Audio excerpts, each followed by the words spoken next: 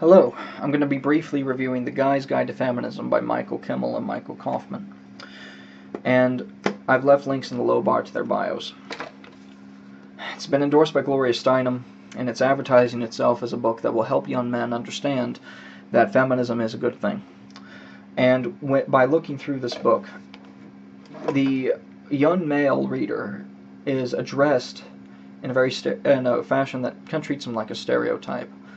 And to kind of help you understand where I'm coming from here, I've complained about people who confuse being exuberant with being funny and relatable. And imagine you're in middle school, you're about to graduate into high school, and you're been called to an assembly about saying no to drugs, and you've got a bunch of people that come in dressed like animals and fruits, and they're rapping, and they're saying, "Hi guys," and they tell each other lame jokes and forced laughter, and they are advertising themselves as people who understand kids. But in reality, they're people who convince themselves that they understand kids, and they treat you in a way that is consistent with a stereotype of a kid. And that is how this book reads. It treats men according to the stereotype of a horny moron that is a little selfish for concerning themselves with the issues affecting men and boys. This book is meant to be a very easy read. You can go through it in about 20 minutes. Even though it's about 180 pages long, the word density is very low, and it's split up into sections, almost kind of like in a dictionary fashion, and sorry for the glare, and each section only has like 2-3 pages each. And when you read through this, a lot of the feminist talking points are compressed down to just a few, just those few pages.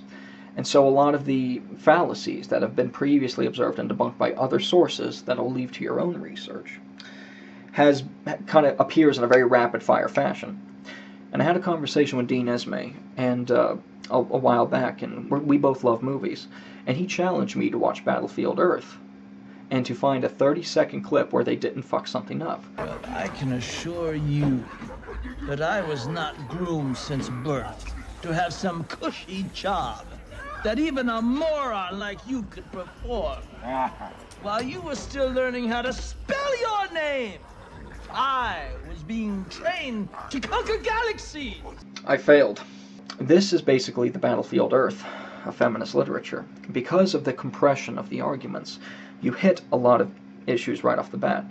And this book, since this book is unfortunately just one big gish gallop, I don't know where to begin.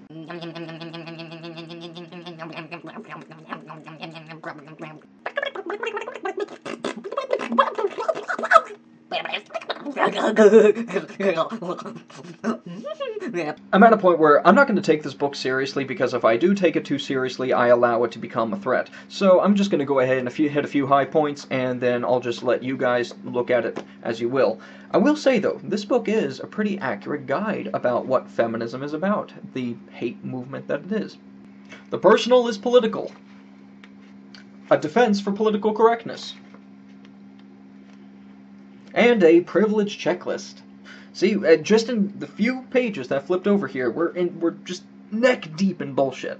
Now, one thing that pops up again and again in this book is hypothetical arguments that are made between either Kimmel and Kaufman and an anti-feminist, Kimmel and Kaufman versus a men's human rights activist, or rather, a men's rights activist. And there was one in particular that pit the Alice from Alice in Wonderland with the Mad Hatter, where the Mad Hatter was the evil men's rights activist that was trying to lead Alice astray.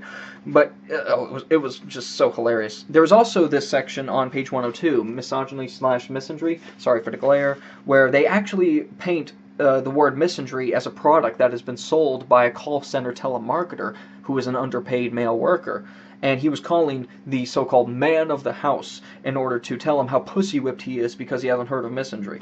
So, these narratives, these hypothetical narratives, which also include a military scenario where a drill sergeant is dealing with mutiny because one of his recruits said that women should be welcome in the military. All these hypothetical, again, imaginary scenarios are illustrated such that the young man reading this book is told, see, if you stood up for women, This could be you. You could be the good man. The good man. Who's a good man? Who's a good man? Who's a good man? Now here in the section on PMS, they did a reciprocal bump to Gloria Steinem. And I'm going to quote this. Gloria Steinem once commented that during the few days before menstruation, that is, the days of PMS, a woman's estrogen level drops to its lowest point in her menstrual cycle. That is, those are the days during which, hormonally, she is most like a man. Unquote. That was actually written in the book.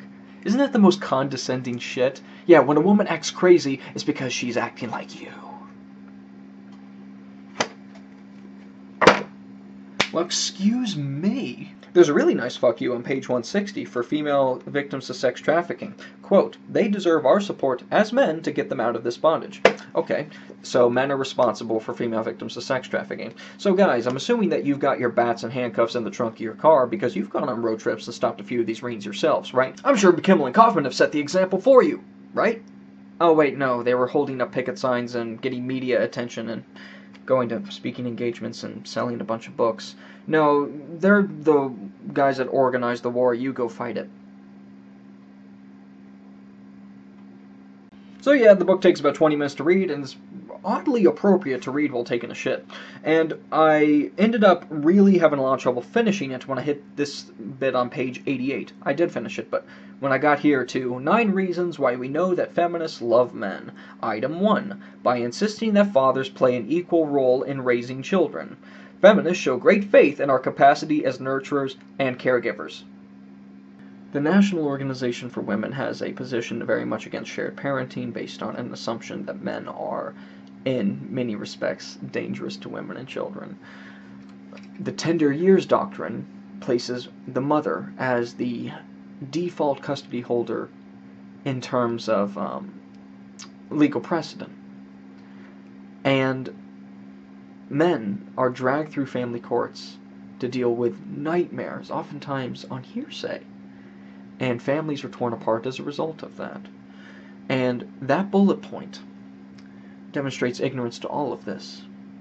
And it is only exacerbated by the Mad Hatter Alice dialogue in the book, where Alice says to the Mad Hatter, the men's rights activist, that almost all custody arrangements end up just like how the parents wanted it. Kimmel and Kaufman are something else, and they profit from these books. If it makes you feel any better, I bought this used. So if you want, should I, how would I put this? Do I recommend that you buy this book? Not new. But if you want a reminder of the kind of ignorance and bigotry that permeates feminism, do pick up a used copy or pick this up from the library, read this through, and you'll end up feeling a lot more motivated to step up your game if you're a men's rights activist, or to really do a lot more research to tear apart these arguments in the future.